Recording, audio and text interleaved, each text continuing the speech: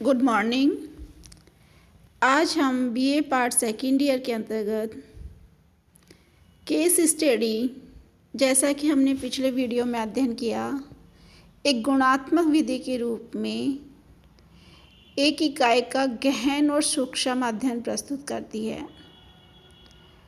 ऐसा अध्ययन जो उस इकाई से समस्त सूचनाओं को संकलित करने में सहायक होता है और पूर्ण निष्कर्ष की ओर हम पहुंचते हैं। फिर हमने बात की थी कि समाजशास्त्र में चूंकि एक महत्वपूर्ण व उपयोगी विधि के रूप में अपनाई जाने लगी है और महत्वपूर्ण विधि है, किंतु इसके जब प्रारंभिक अध्ययन की बात करते हैं तो हमने चर्चा की थी कि समाजशास्त्र में सर्वप्रथम इसका उपयोग फ्रेडरिक लिप्सले ने किया। फिर अनेक समाजशास्त्रियों Herbert Spencer, Robert Redfield, Thomas नैमनी जैसे विभिन्न समाजशास्त्रियों ने इसके अध्ययन को अपनी समाजशास्त्रीय अध्ययन के लिए इस विधि को उपयुक्त किया। फिर हमने इसके अर्थ और परिभाषा को समझा कि व्यक्तिगत अध्ययन पद्धति एक ऐसी पद्धति है जिसमें किसी विशेष सामाजिक इकाई का गंभीरतापूर्वक अध्ययन किया जाता है, जिसमें अध्ययनकर्ता को उस विषय से संबंधित समस्त सोर्सों का ध्यान में रखते हुए उसके से संबंधित पारस्परिक अंतर्संबंधों को एवं समस्त जानकारियों को सूक्ष्मता से संकलित करके प्रस्तुत किया जाता है। यानी एक ऐसी विधि है जो संपूर्णता को लिए हुए होती है और उस अध्ययन से संबंधित इकाई के प्रत्येक पक्ष को प्रस्तुत करने का प्रयास करती है। यानी व्यक्तिगत अध्ययन पद्धति एक ऐसी पद्धति है जो गहन, सूक्ष्म, संपूर्णता के अध्ययन को प्रस्तुत करते हुए किसी भी सामाजिक इकाई के कार्य कारण संबंधों को प्रस्तुत करने की महत्वपूर्ण वैज्ञानिक विधि मानी जाती है। फिर हमने आगे चर्चा की थी कि व्यक्तिगत अध्ययन पद्धति की कार्य विधि क्या होती है, कि इसे एक समाजशास्त्री या ये अनुसंधानकर्ता किस तरह से इस विधि को प्रयुक्त करता है। तो इसको लेकर सबसे पहले हमने कहा था कि सबसे पहले अध्ययनकर्ता को समस्या का विवेचन करना होता है, फिर समस्या का चुनाव करना होता है। समस्या का चुनाव कर लेने के पश्चात उसे किन इकाइयों का अध्ययन करना है ये निर्धारित करना होता है। अब जो इकाइयाँ उसने चुनी हैं वो स्पेशल किस क्षेत्र में रहती हैं, यानी उस क्षेत्र का विश्लेषण करना भी आवश्यक होता है। उसके पश्चात उसका महत्वपूर्ण कार्य होता है घटनाओं के अनुक्रम को व्यवस्थित करके ये जानना है कि उपयुक्त घटना या समस्या के पीछे कौन से निर्धारक कारक हैं और उन निर्धारक कारक किस तरह से उस घटना या इकाई को प्रभावित कर रहे हैं। उसके पश्चात एक निश्चित विश्लेषण प्रस्तुत किया जाता है और विश्लेषण के आधार पे एक वैज्ञानिक निष्कर्ष तक हम पहुंचते हैं। इस तरह से केस स्टडी एक वैज्ञानिक तार्किक विधि है जिसके द्वारा किसी भी सामाजिक इकाई के कार्य कारण संबंधों को जाना जा सकता है। किंतु जितना ये हम सामान्य चर्चा में बात कर रहे हैं उतनी सरल नहीं होती। व्यक्तिगत अध्ययन की कार्य विधि के सोपानों को उपयुक्त रूप से अपनाने के पश्चात भी हमें कुछ सावधानियां रखनी आवश्यक होती हैं, क्योंकि अगर इनमें से एक भी कार्य विधि या सोपान को हम छोड़ देते हैं तो वो वैज्ञानिक पद्धति के रूप में कार्य नहीं करेगी और हम जिस तरह के निष्कर्ष प्राप्त करना चाहते हैं, जिस तरह के विश्लेषण हम प्रस्तुत करने का प्रयास करते हैं, वैसा नहीं कर पाएंगे। इसलिए जॉन डोनाल्ड ने स्पष्ट रूप से वर्णित किया है कि जब भी व्यक्तिगत अध्ययन पद्धति को हमें सामाजिक अनुसंधान में प्रयुक्त करना होता है तो इस विशेषतः कुछ सावधानियों को ध्यान में रखना आवश्यक है, तभी ये विधि वैज्ञानिक पद्धति के रूप में सफल हो पाएगी। उन्होंने सर्वप्रथम ये बात बताई कि हम जिस व्यक्ति या इकाई का अध्ययन कर रहे हैं उसकी सांस्कृतिक पृष्ठभूमि को ध्यान में रखना आवश्यक है। दूसरी जो सावधानी हमें बरतनी है कि परिस्थितियाँ के संदर्भ में कि अध्ययन इकाई की क्रिया व्यवहारों को उसकी परिस्थितियाँ प्रभावित करती हैं।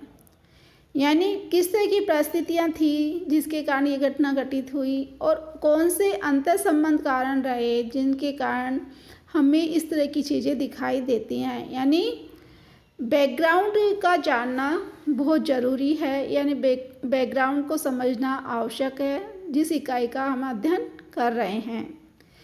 अगली जो सावधानी है वह है हमें पारिवारिक पृष्ठभूमि का भी ध्यान रखना होता है।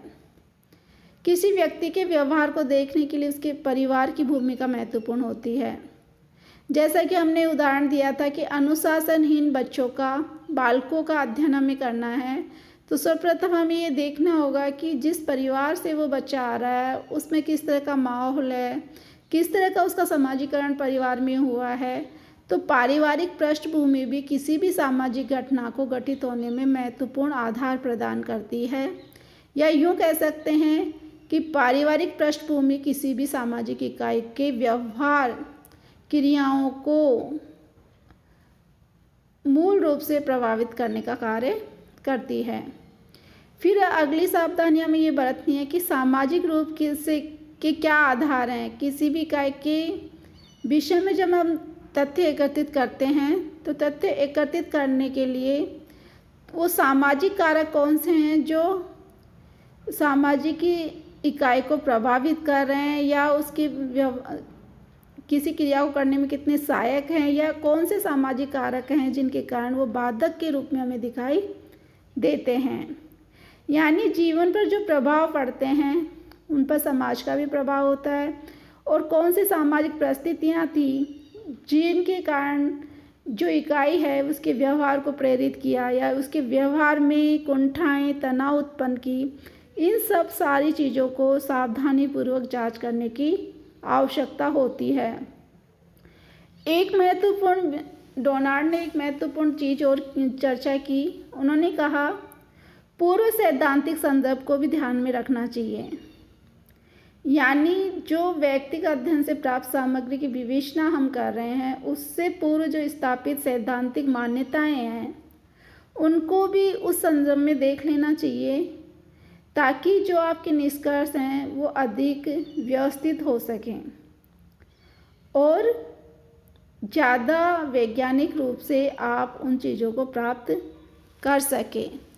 तो ये तो थी व्यक्तिगत अध्ययन पद्धति के लिए हमें किन किन सावधानियों को ध्यान में रखना है कि हमें उसकी सांस्कृतिक जिस इकाई का हम अध्ययन कर रहे हैं उसकी सांस्कृतिक पृष्ठभूमि को जानना आवश्यक है। कौन सी परिस्थितियाँ थी जिनके कारण ये घटनाएं घटित हुई, या पारिवारिक पृष्ठभूमि किस तरह की रही, या सामाजिक रूप से कौन से कारक थे जो प्रेरक के रूप में कार्य करते रहे हैं या उसको बाधित करते रहे हैं। तो इन सब सावधानियों को ध्यान में रखते हुए व्यवस्थित रूप से सोपान क्रम में ही हम व्यक्तिगत अध्ययन पद्धति की कार्यविधि को संपन्न कर सकते हैं। तो ये तो थी व्यक्तिगत अध्ययन पद्धति को काम में लेते हुए हमें किन सावधानियों को ध्यान में रखना है। और चूँकि हम ये भी चर्चा कर सकते हैं कि जब इसके गुण या लाभ की बात होती है तो हम पहले ही इसकी विशेषताओं में चर्चा कर चुके हैं कि ये अति गहन सूक्ष्म विधि है, अति महत्वपूर्ण प्रपत्रों का सोर्स है, इकाइयों का वर्गीकरण विभाजन करती है। यानी सूक्ष्मता से गहनता से किसी भी सामाजिक इकाई या घटना का संपूर्णता के साथ अपना अध्ययन प्रस्तुत करती है।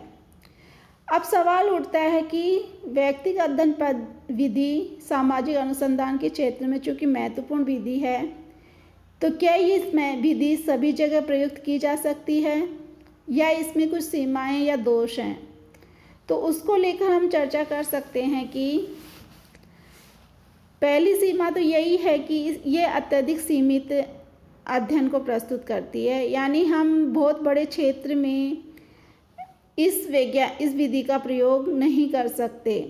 इसमें थोड़ी सी इकाइयों का ही चयन करके हम सामान्यतः निष्कर्ष प्रस्तुत कर सकते हैं, क्योंकि संपूर्ण और समग्र का जो हम अध्ययन करना चाहेंगे तो उनका अध्ययन गहनता से और सूक्ष्मता से संभव नहीं है।